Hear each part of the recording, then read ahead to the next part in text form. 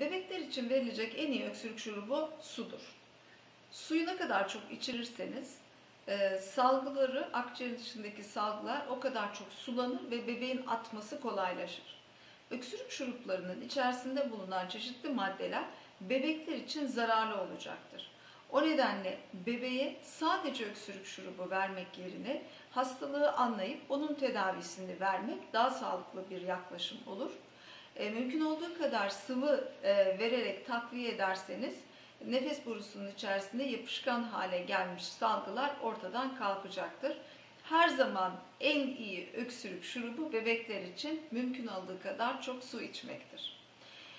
Öksürük şuruplarının özellikle iki tipi vardır. Bir tanesi nefes borusunun içerisinde yapışmış balgamların çıkarılması için söktürücü öksürük şurupları.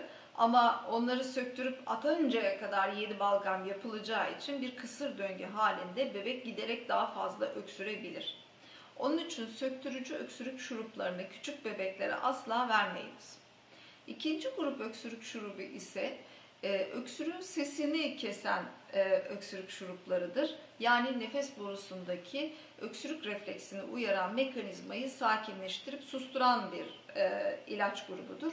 Bu ilaçların içerikleri bebeklerde çeşitli yan etkiler yaptığı için onlar da tehlikelidir ve kullanılmaması önerilmektedir. Bebeklerde öksürük şurubu tavsiye edilen bir ilaç değildir. Nedene yönelik enfeksiyon varsa antibiyotik vermek, astımı varsa astım tedavisi vermek veya nefes borusunda bir şey kaçtıysa onu çıkartmak gibi yöntemler aslında bebek için en doğru öksürük tedavi yöntemidir.